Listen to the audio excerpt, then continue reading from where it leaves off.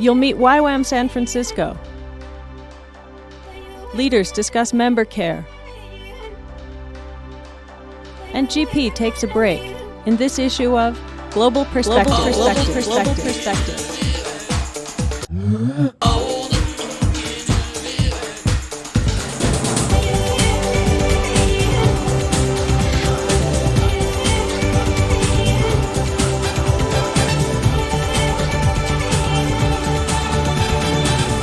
Hello, and welcome to this special edition of Global Perspectives.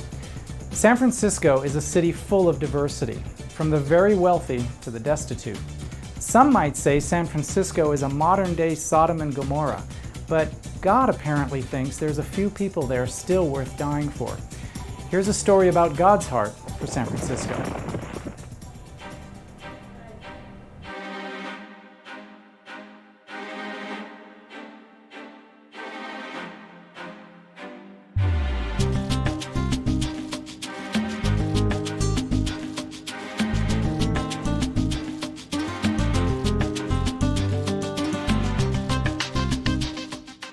I love the diversity of the city, with there being people from all different nations and a lot of immigrants that are new to the United States.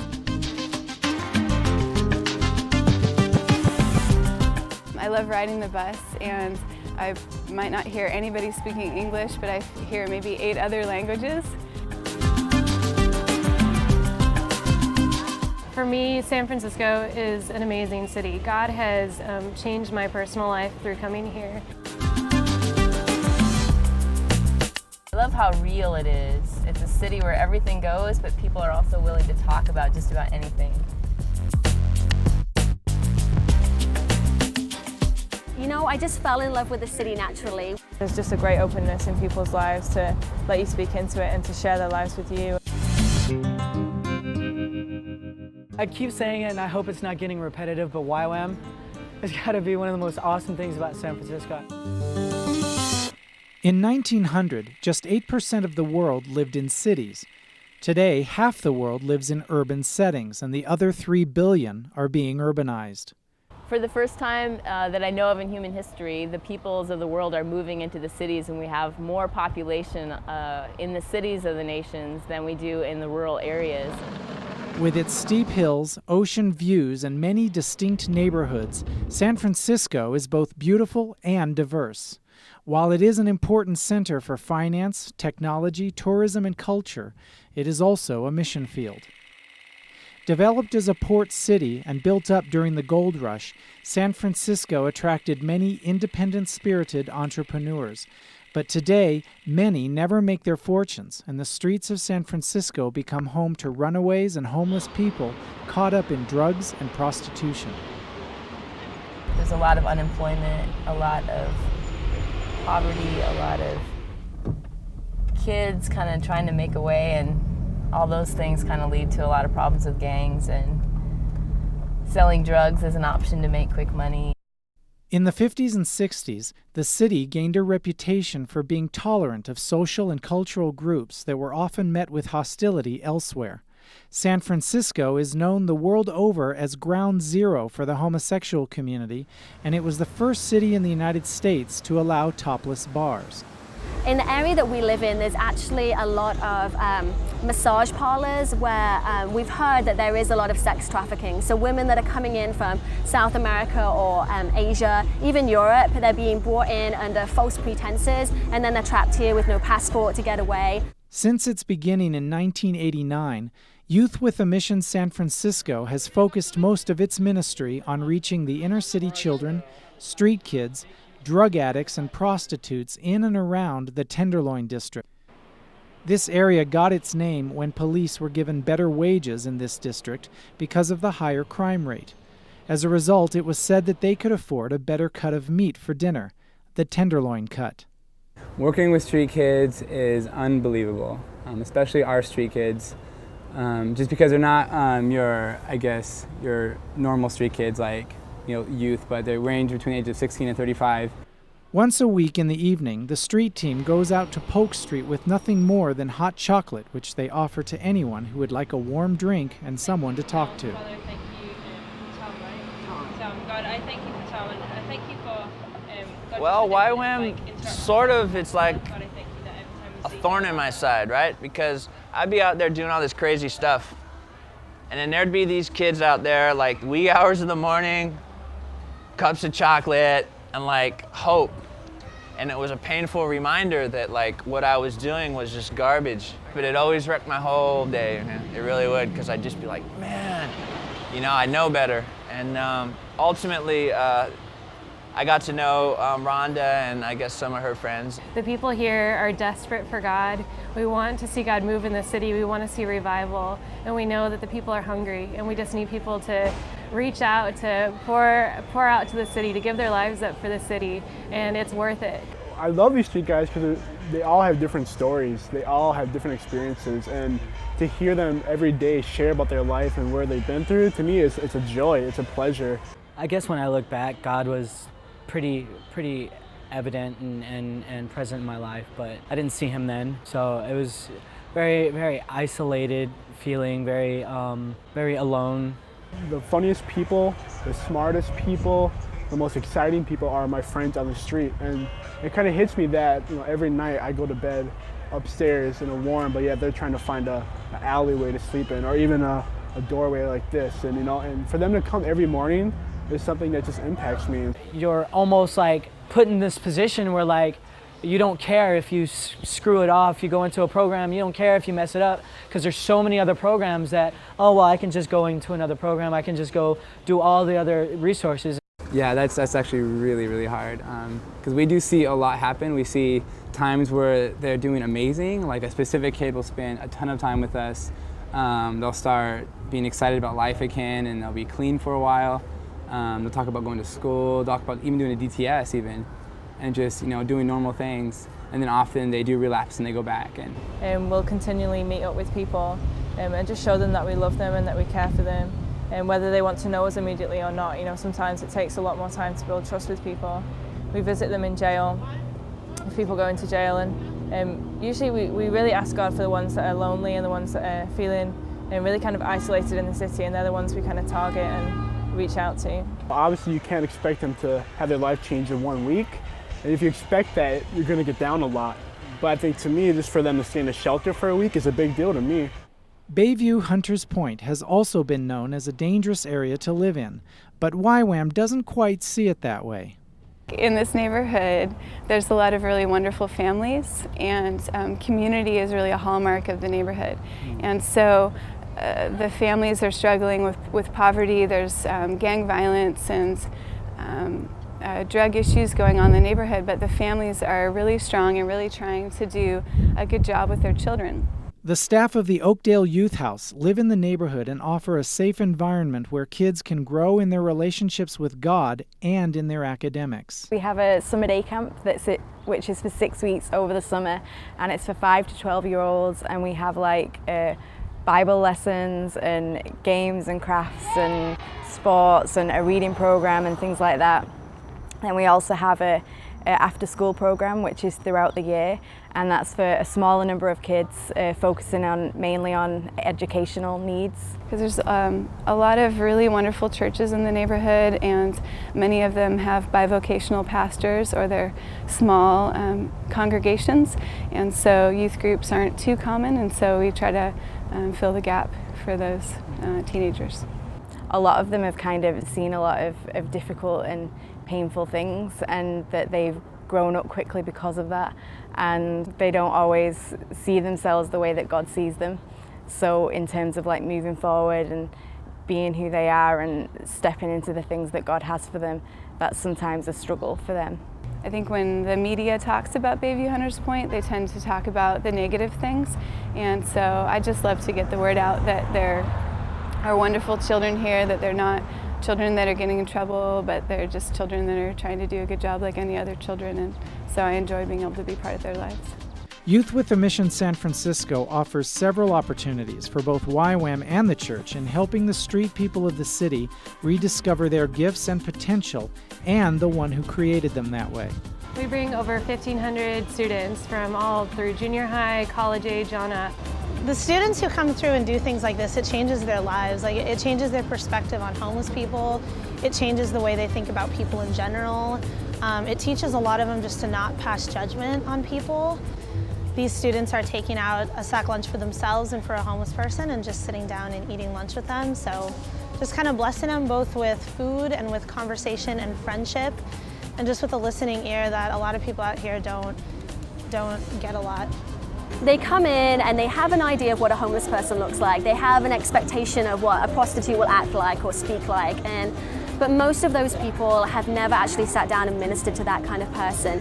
And honestly, from my experience, when people do come in, they sit on the street with them or they hand them a cup of hot chocolate and they begin to talk, they realize that they're not too different to themselves. Coming to San Francisco Mission Avengers, it's not just about reaching out to the city. It's about seeing your kids change for God forever. They're going to be pouring out themselves, their lives out into our neighborhood.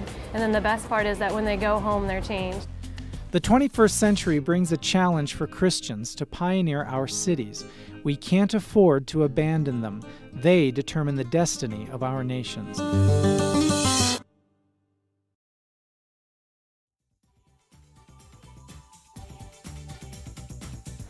As we were shooting this story you just saw, I was challenged by this ministry's commitment to the people they were serving.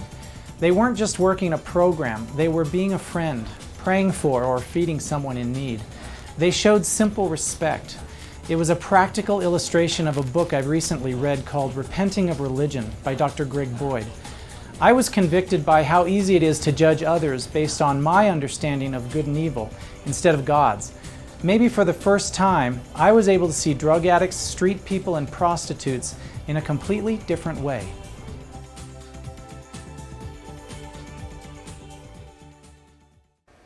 More and more these days, YWAM leaders are talking about member care. What is it? How do we do it? What does it mean?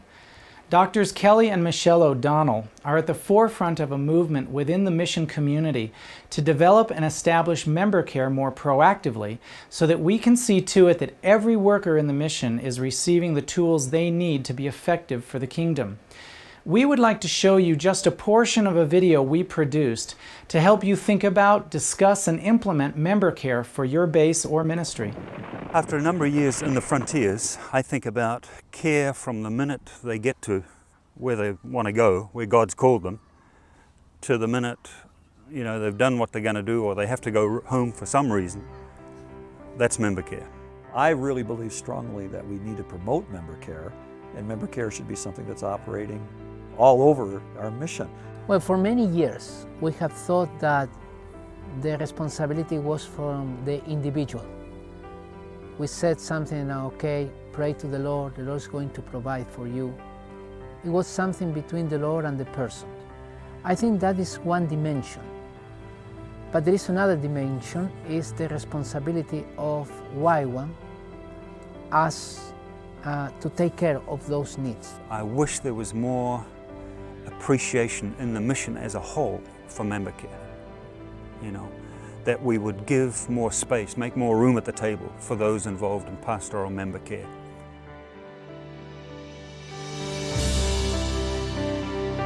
I think one of our strengths historically has been our emphasis on body life, mutual care, caring for one another. And I really see that as a backbone for our staff care, for member care. Loving one another, spending time with one another, support groups, prayer groups, taking seriously the Lord's command to love one another.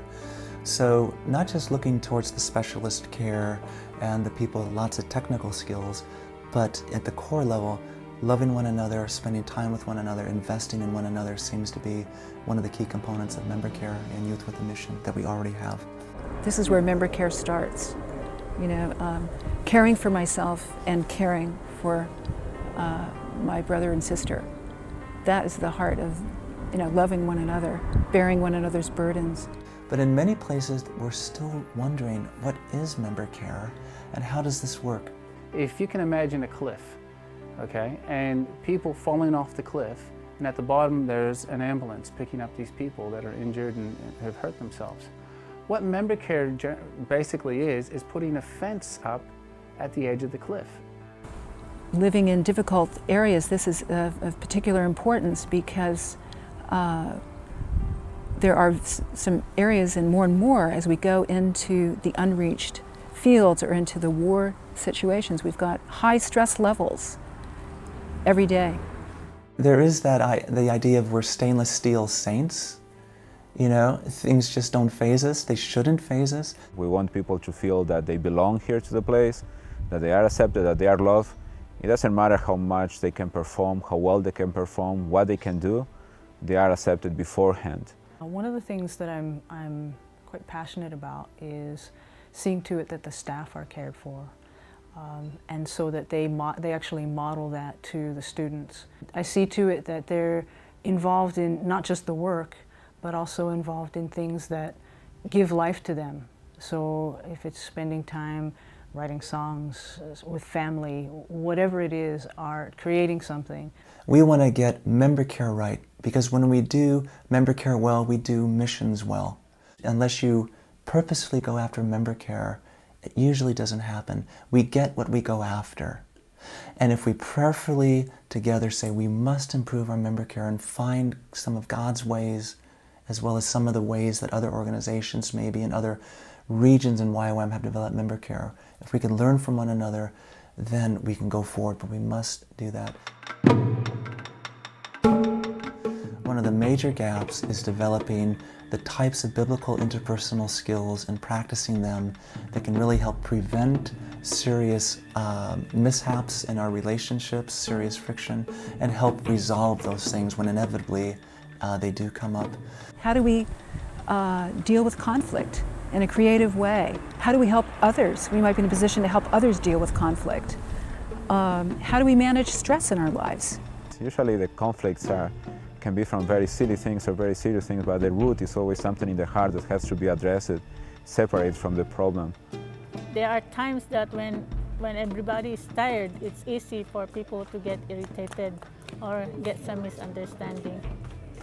So it's good for the member care to also at least talk to them, because sometimes, you know, team members doesn't talk to their leaders. So it helps a lot for another person to talk things over with them. You love the person first, you accept the person first. The person is way more important than the conflict or the problem or whatever can come out of it. There is some training within our basic leadership school. We do quite an extensive period of time of teaching on conflict resolution, on confrontation, on how to bring an appeal, giving people some of those tools so that when they are on an outreach or they are on the field and conflict will arise, they know how to do it in the biblical way and also in a way that will hopefully bring some kind of resolution with the least amount of hurt in the end. But I found out when the person knows that their value is more important than the problem, and that it doesn't matter what's the result of the conflict, that person will still be loved and accepted and taken care of. They easy out, it's just easier for them to try to resolve the conflict. I'm really pleased to say that at the interagency level over the last several years, a one-week course called Sharpening Your Interpersonal Skills has been offered. Last year, I think at least 80 times around the world this course was offered. 1 week to help mission personnel to really develop some of these skills. This is a major gap and continues to plague us. How we really try and negotiate our differences and how we really try and love one another and stay united. This is one of the major factors ahead for us, I think even prophetically, as we experience the onslaughts of Satan in these last days. We've got to stay together and we've got to be united. This is a practical tool that could help us something like this.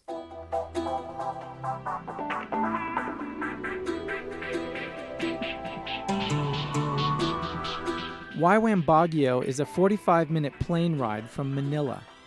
Located at some 5,000 feet above sea level and surrounded by mountains, it has a cooler and drier climate than that of Manila or some of the lower cities in the Philippines. The base is literally across the street from the airport, making pickups quite convenient. There is no mistaking which flight students, staff, or guests will arrive on, as there is only one flight a day and you can watch the plane land from the base meeting room.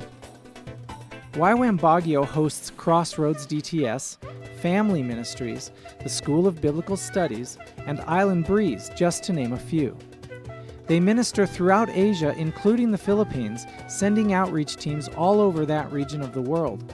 But they also minister specifically throughout the Philippines by being the headquarters for the member care teams of the Philippines.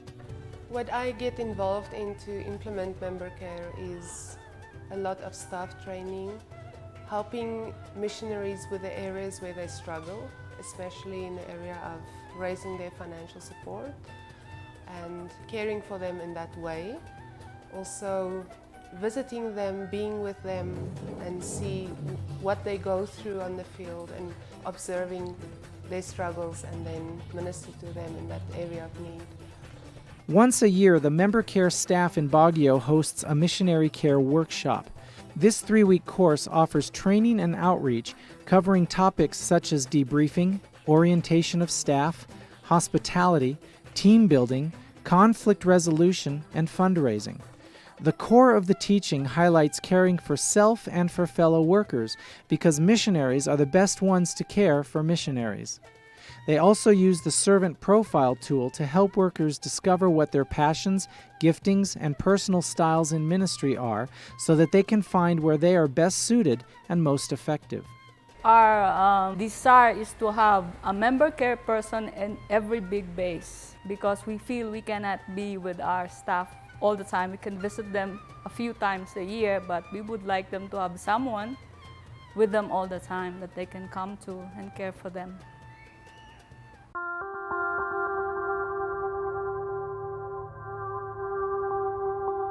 The interesting thing about YWAM, like a few other organizations like ours, is the transition is so high. Many people coming and going for good reasons and maybe not so good reasons. And the transition, the sense of loss, the farewells, the grief, is something which we really have to help our people deal with. Even loss of your identity and your status, which can affect your sense of who you are.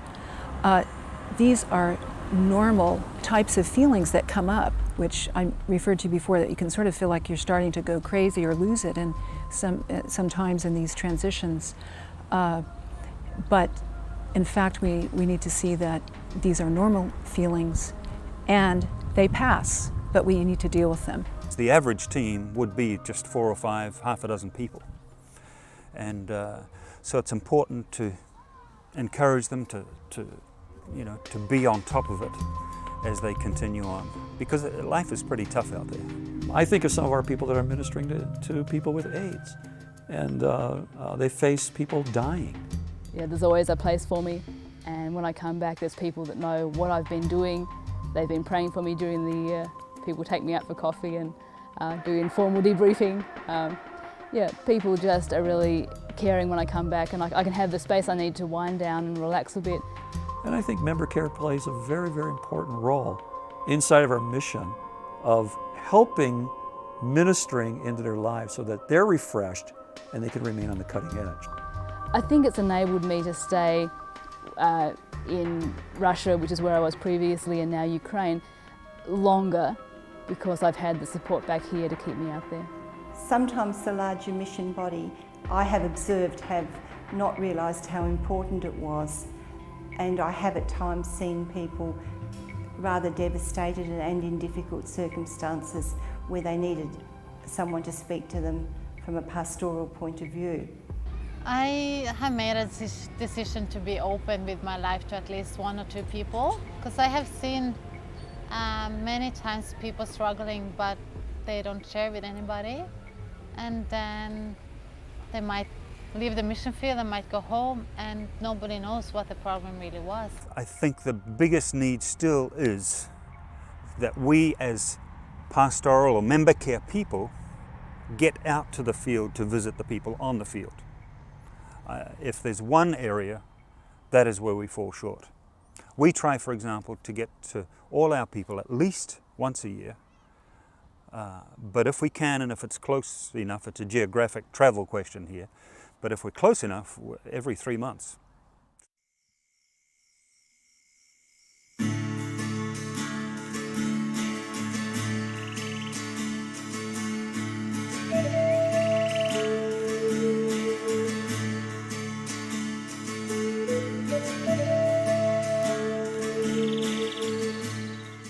Youth with a Mission Australia is made up of some 20 different bases throughout the country. Adelaide is on the coast of the Gulf of St. Vincent in the south, just about a 2-hour flight from Sydney. YWAM Adelaide is located in the hills overlooking the Gulf and is in the heart of the picturesque vineyards that surround it. The base hosts discipleship training schools and basic leadership training. It is home to Oxygen, a dance, evangelism, and worship team that goes into the streets to share the gospel with anyone who will listen. Oxygen also works with local churches to inspire them to take up the call of reaching their community and the world. The Rahab Ministry is able to minister to women trapped in prostitution, many of whom are addicted to drugs and often endure physical abuse from their clients. And YWAM Adelaide sends missionaries and outreach teams both long and short term to countries all over the world. So while Youth with a Mission Adelaide is successful in what it does, it isn't all that different from other YWAM bases around the world in fulfilling its call to reaching the lost. But there is one thing that stands out: its approach to member care. With member care on this base, it's not necessarily a program or a particular office, if you want to say, but it's something that the whole base is beginning to embrace more and more as part of our culture. Member care as culture means that it is introduced into the DNA of both staff and students from the very first day they arrive on base.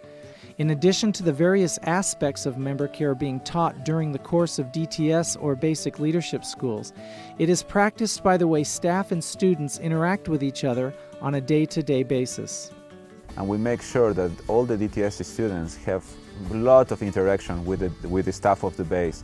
Since the very beginning, they work together, they live together. We try to destroy all the barriers between DTS and staff, not only in the lectures, but in the day by day. They see the leaders working, they see the other staff of the base working, they share their outreaches. It usually takes 2 or 3 weeks, and you just don't realize anymore who is DTS and who is the staff of the base. If you come from outside, you won't say, oh, these guys are working in this and this and this, so they are the DTS and they are the staff. So when they finish DTS and they say, hey, I want to come back, you know that it's not because the work is great or the ministry is great, because you can find that everywhere in so many different YWAM bases. But there's a connection between hearts. They feel here at home. So when they come back, they have this DNA in their hearts and in everything they do.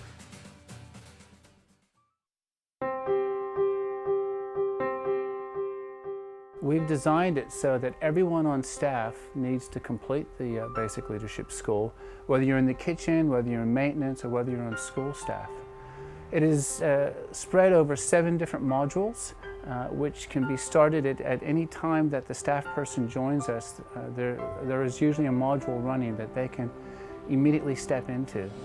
Some of the different subjects that are covered are things like biblical leadership, discipleship and mentoring, communications, management practices, and a variety of things like that. Since I came here to Adelaide, the BLS has been a great asset in teaching us pastoral care and conflict resolution and the value of ministry and life together. So I think the good side comes from these great experiences and great teaching. One thing that's been really helpful for us, at least here on the base, is that we've had many other organizations come and be involved in aspects of member care training. And we've been able to learn a lot from their vast experiences. With some of the missions that have a little bit of a different focus, we've learned what's worked for them and what hasn't worked for them. We also do a servant profile workshop where they discover their spiritual passion, their ministry gifts, their personal style, and then linking it together to see where do they fit best in ministry. We felt it was very necessary to have a good, strong foundation. If we were going to multiply, we wanted to multiply quality, not just quantity. So God really put this vision in our heart to start a 3-month intensive training for the staff, as opposed to the 2 weeks to 1 month that we normally do. But it was a very big vision for my wife and me, and we felt it's not something we could do on our own. So we really felt that missionary care would be a good group to come alongside of us and help us out, because they really have expertise in counseling and support raising and some other key areas that we wanted to teach on.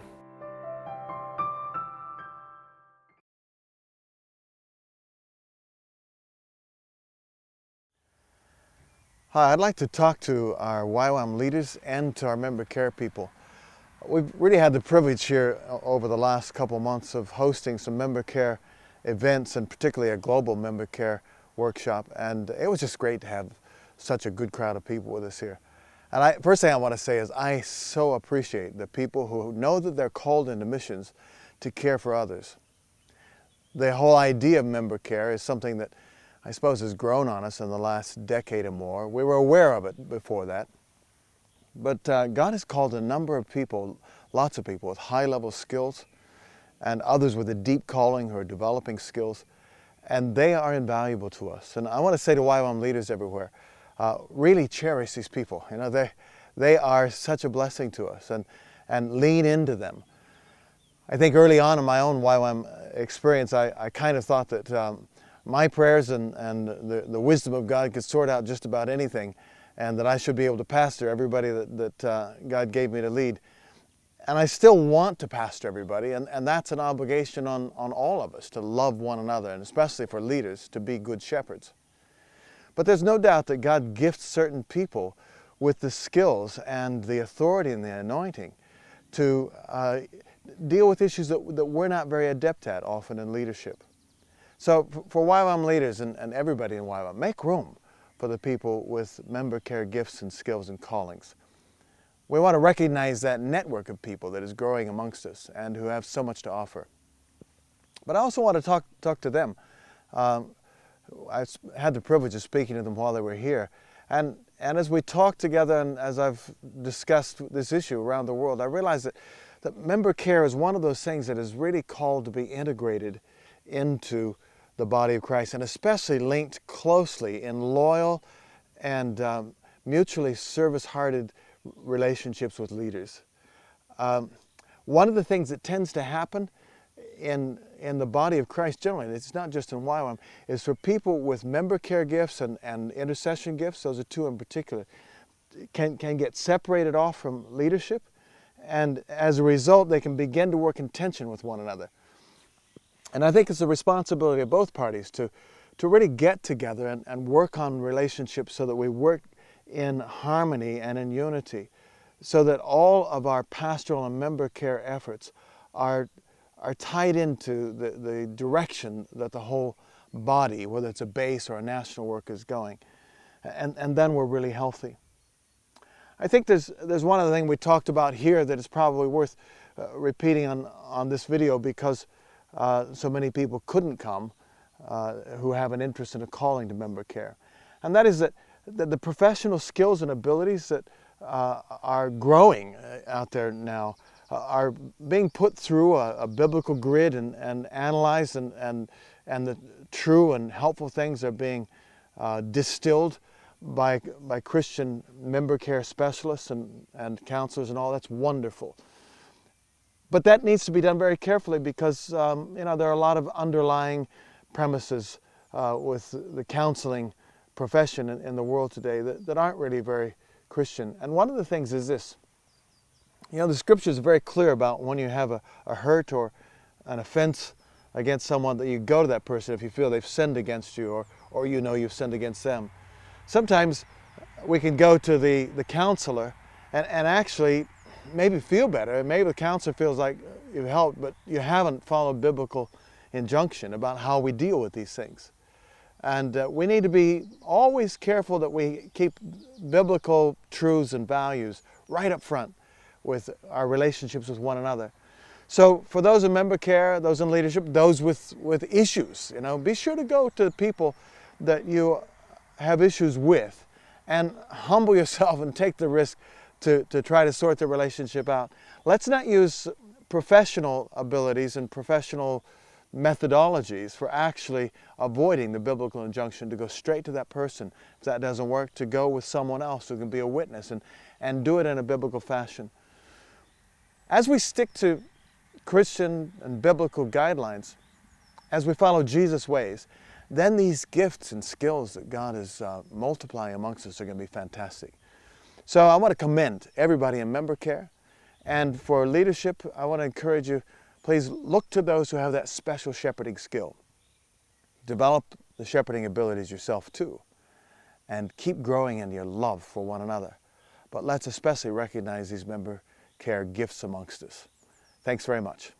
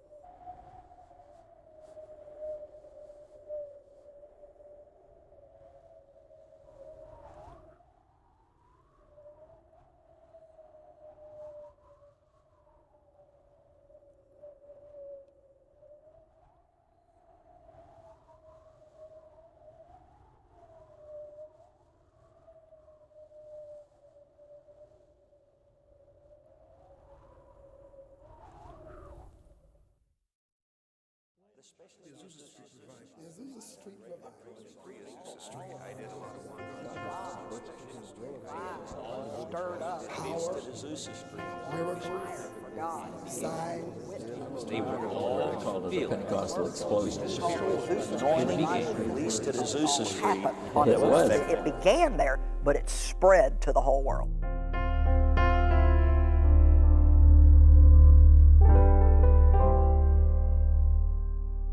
The world had just entered the 20th century. The United States was under the leadership of its 26th president, Theodore Roosevelt. And Los Angeles was about to experience something it could never have imagined. Hi, my name is Matt Gibson, and I have been given the honor and privilege of sharing with you a most remarkable story.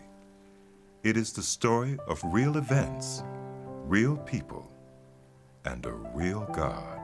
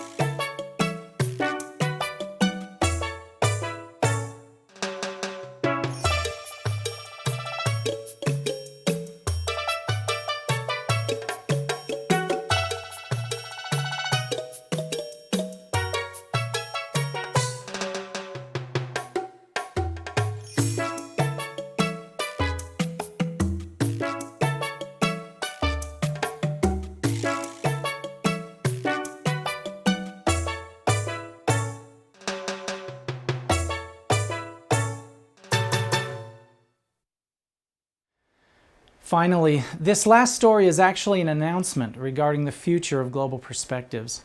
For the past 20 years, GP has served the mission by challenging, inspiring, and encouraging all of you so that hopefully you could see the bigger picture of the mission you have served and how God has used you over your time with us. We would like to say thank you for what you do for the kingdom of God, and thank you for supporting us as we have endeavored to serve you.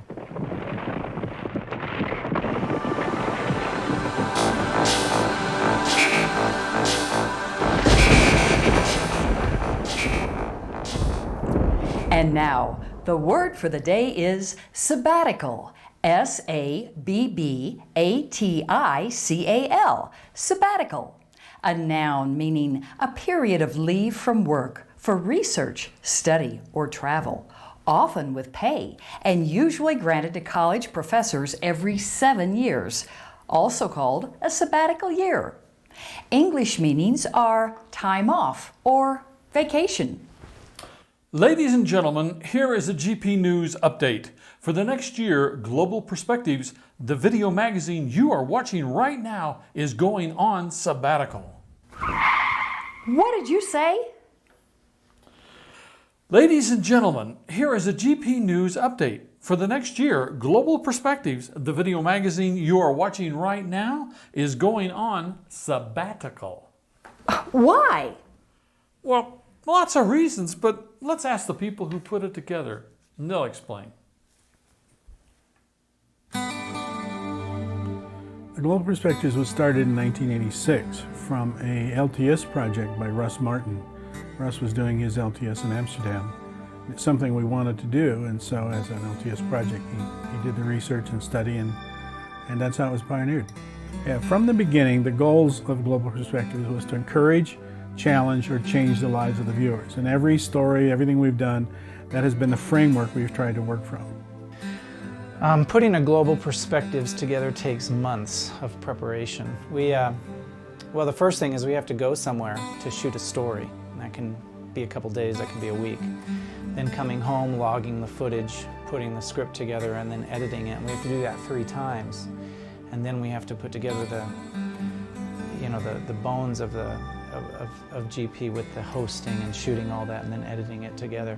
And then once the GP's done, then we have to send the script out overseas to 3 or 4 or 5 different translators who translate it, send it back in the new language, and then we have to subtitle it.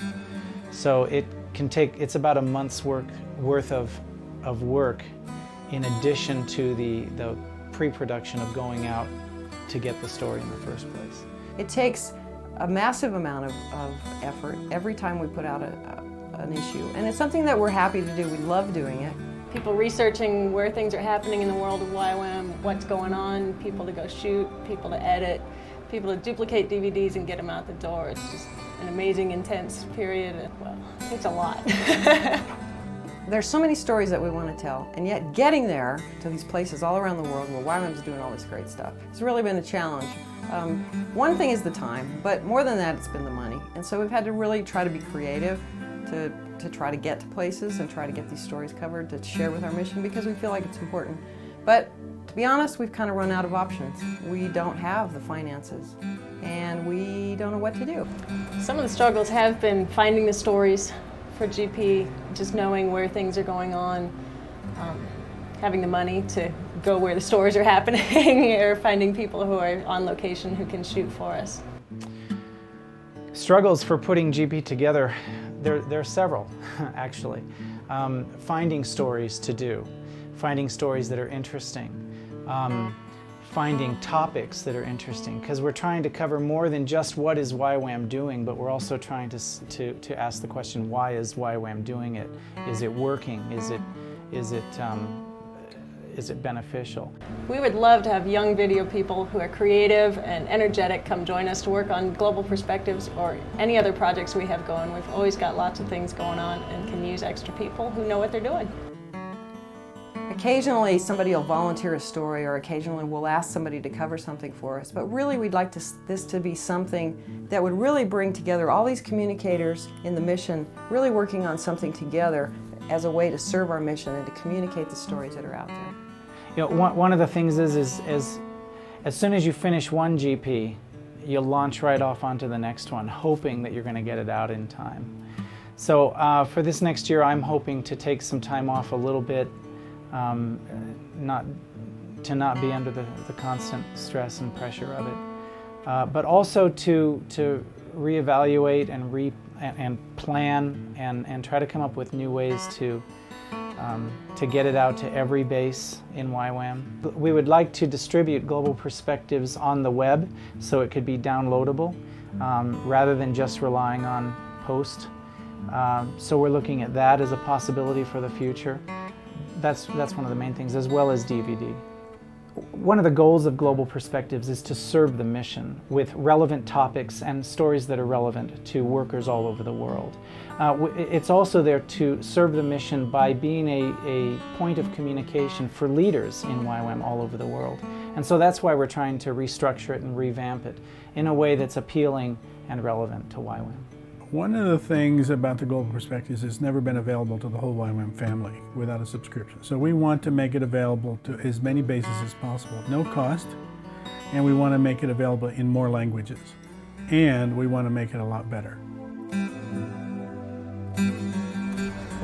Global Perspectives. After 20 years, it's time for a sabbatical. That's right, Larry. We aren't going away, just taking a break.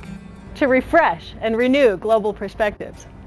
So we can come back stronger and better than ever. Taxi!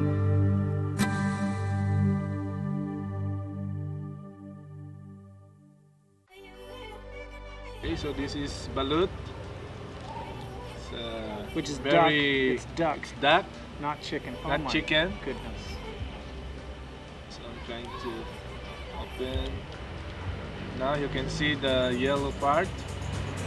But see, it's still wet in there. Yeah. And there's Why the is soup. it still wet in there? I don't know. Maybe that's part of the. And I you're like the soup. It's really yummy. Wow. Tastes good. And then you eat the rest of that. Yeah. Except the white thing, the hard one. What white thing? There's later. It's gonna show up. First, I'm going to eat the baby. What do you call this? Chicken. Duck baby one. duck. So here's the black one. That's the feather. And here's the head. Yeah, So wait, just- let me see that. How do you know that's the head? Yeah. Oh That's my the head. Oh yeah. Then I'm just gonna put a little bit of salt so it will taste yummy. And I'm gonna. You don't eat the white part? I'm gonna eat it. That's the yellow one. That's the yolk. Yeah. I want to eat more. But, I think this is enough. So this is the yellow part. The yolk, yeah. Oh, soup. Don't waste the soup. Oysters. Yeah. So the duck is gone. No. Now you're just eating the It's yolk. here already. There's no taste. So that's it. Balut in the Philippines. Try one. I'll try one. I'll try one. Are you sure? I will I'm try gonna get one. Okay, wait. So this is duck egg. Yeah. Okay. 1, 2, 3. It's a fear factor. Okay, put some salt. So. Oh, you made it, huh? Try to taste the.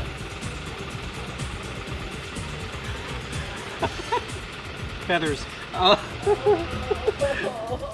What, you don't like balut? Oh, I never had it, actually. You've never had it? No.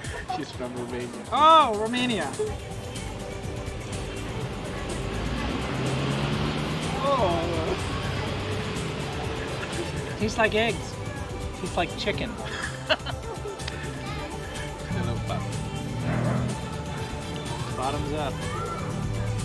You made it. Oh my goodness. Huh. I'm not gonna die or anything. No. I will go first, too. Great. Then I can watch you in agony and know what I have to look forward to.